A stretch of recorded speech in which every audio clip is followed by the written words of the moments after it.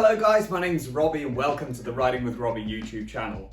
So yesterday on my Instagram, I put a picture up of this bike. I had a few people ask me about these new Wiggle Lifeline bags. So in this video, I'm going to tell you a little bit more about them. So if you're a fan of the channel, you will know I'm fond of a bargain. So recently I wanted to get myself some new bikepacking bags for the Yolio R21 that I'm using. I looked everywhere, so I went through Amazon to see if I could get anything cheap, and they were all pretty terrible, and most of them I'd actually used before. Then I decided to go to some of the leading brands, Apidura, Restrap, Blackburn, and although I thought that could be really good, I didn't really have the budget for it. So I decided that I would go and look on Wiggle and see what they had. So before we go any further into this video, I just want to say that I do not have a relationship with Wiggle. And I have not, this is not a paid promotion, this video. So while I was on Wiggle, I came across these. And these are the new Lifeline bikepacking bag range. They were cheap. And this kind of scared me a bit, but I thought, hey, let's roll a dice and order and see what happens. So before we go into the price of them, a bag like this from one of the leading brands would be about 100 quid. And a top tube bag like this would be about 50 or 60 quid. So let's say we've got 150 pounds worth of bags there. Surprisingly, these are a lot cheaper. These are 25 pounds for them both. So a sixth of the cost. So that is incredibly cheap. And I was like, really? So anyway, ordered them because honestly, that's too much of a bargain. No, just not to try them. So let's talk about the top tube bag first. So this was the first one I looked at when it turned up, and honestly, I was impressed. I was really impressed. So the first thing I look for when I look at bikepacking bags is structure. You want them to be light, but you want them to be structured.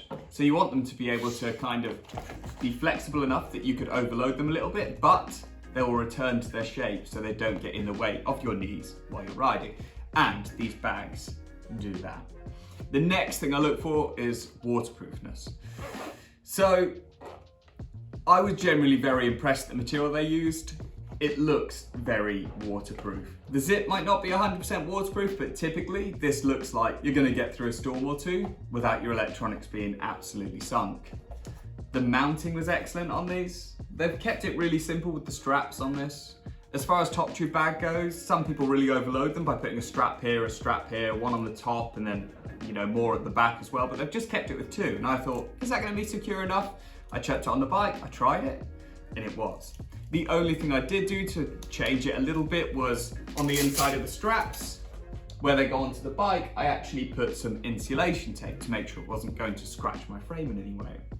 But overall, I was really impressed with this. There was nothing on the inside, no little pockets or anything like that, which actually doesn't bother me. I think if you overload the inside with pockets, it just makes it a little bit niggly. So the top tube bag, I was really impressed with. I was just super impressed with. And this was about 11 quid. Then it came to the frame bag. And this was the one that has to be right. You know, your top tube bags are 10 a penny, but the frame bags, they have to have the correct design.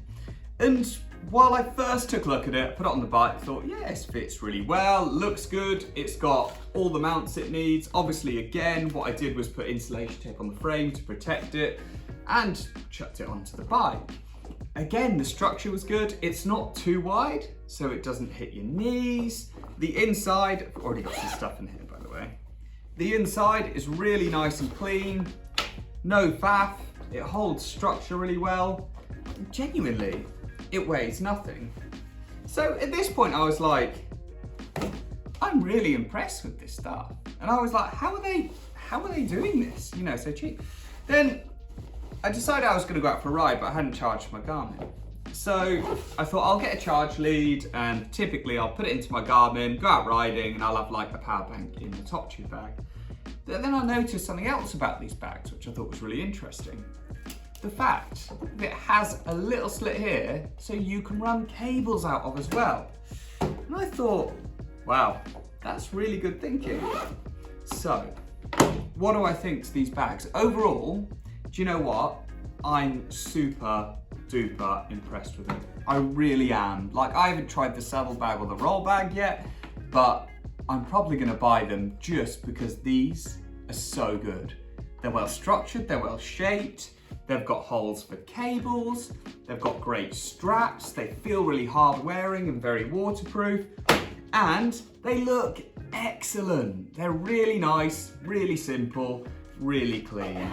Genuinely, for £25 for a frame bag and a top tube bag of that quality, I think is incredible. Should you buy these? Definitely. They are absolutely mega. I will leave a link below to my website where you'll be able to find the links to these, but I am so impressed. As far as Robbie goes, on a review for the Lifeline bikepacking bags, 5 out of 5, 100%. That is so smart. We're gonna give them a proper test. I've got a big ride coming up in a couple of weeks, but I am absolutely buzzed on how good they are for the minute. Thank you for watching, guys. Make sure to subscribe and we will catch up soon.